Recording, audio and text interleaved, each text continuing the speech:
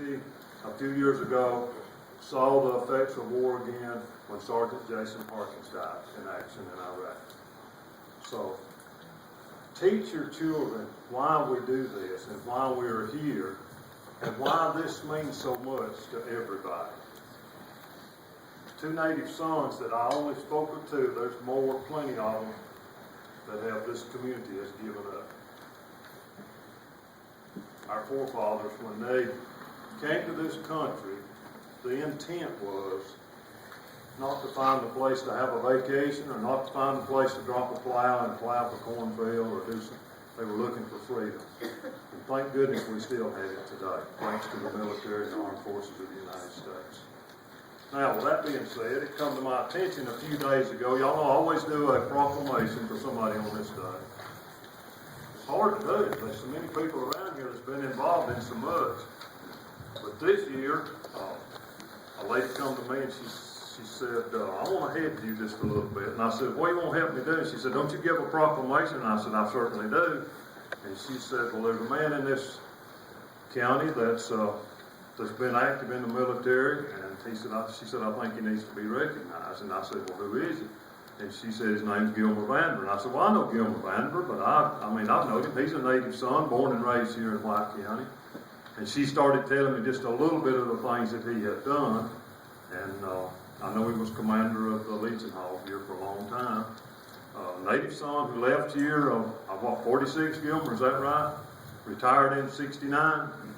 Saw a little bit of what was left over from World War II, a lot of Korea and a lot of Vietnam. And he's here today. So I'm going to ask him to stand up, Lieutenant Colonel Gilmer Vandiver.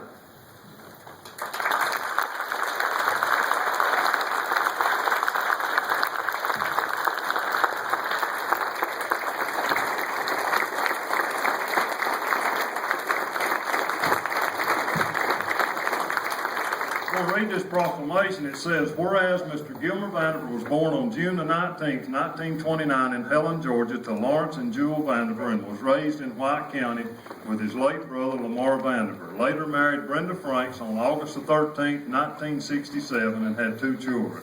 Carol Vandiver Patterson, Robert Vandiver, who also was raised in White County and is a proud grandfather of 4 grandchildren.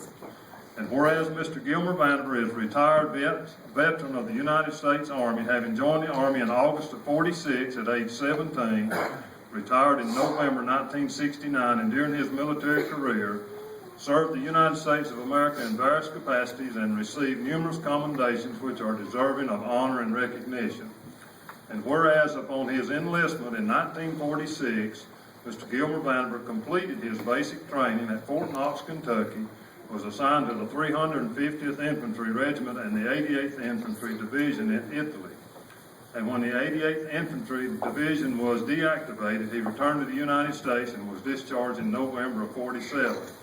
In 1948, being in the inactive reserve, Mr. Gilmer returned to the active duty service in the 5th Infantry Division at Fort Jackson, South Carolina until 1949, and then returned to inactive status.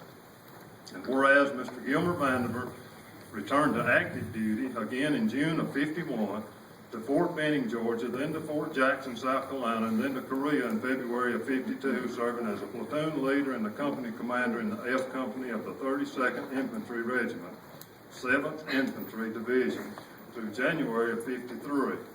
Mr. Vandiver served the next 2.5 years at Fort McClellan, Alabama, then attended flight school in Texas, Fort Rucker, Alabama, where he remained as an instructor after graduation until he returned to Fort Benning, Georgia, to attend Infantry Officers Advanced Course in 1958, where after he completed helicopter school in Fort Wallace, Texas, then served the 4th Infantry Division at Fort Lewis, Washington, Fort Richardson, Alaska, and Fort Carson, Colorado. And the 5th Infantry Division attended the Command and General Staff College at Fort Leavenworth, Kansas, and in 1964 attended the University of Omaha in Nebraska, from which he graduated in January of 65.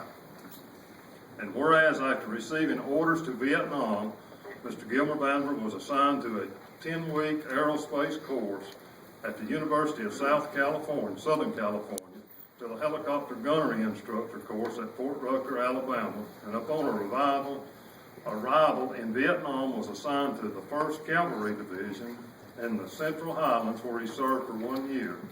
Returning to the United States for assignment to Fort Stewart, Georgia, where he organized and commanded the 267th Aviation Battalion until being assigned to the Deputy Commander of the Arctic Test Center in Fort Greely, Alaska, where he served until his retirement in 1969.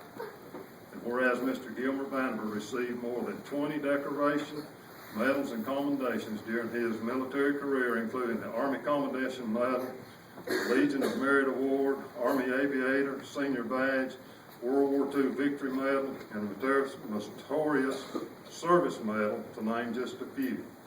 Now, therefore, in recognition of the contributions throughout his lifetime to his country, throughout his service in the United States Army, the governing authority of White County hereby extends its deepest appreciation and recognition to Mr. Gilmer Vandiver on the 3rd day of November, 2013.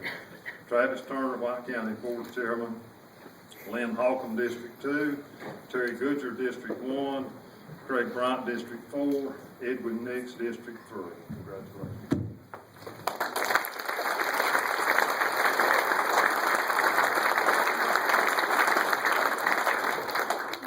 Colonel Vandiver, in recognition of your service to our country, Shoal Creek Church would like to present this plaque to you in honor of your service. May God bless you, sir, and thank you once again. Thank you.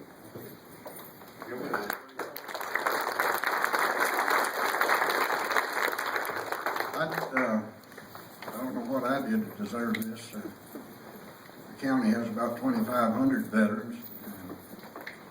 A pretty good group of them hang out here in the Shoal Creek area. They had about a 45-minute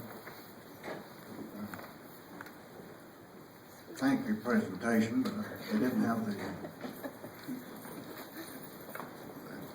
monitors, whatever you call those things.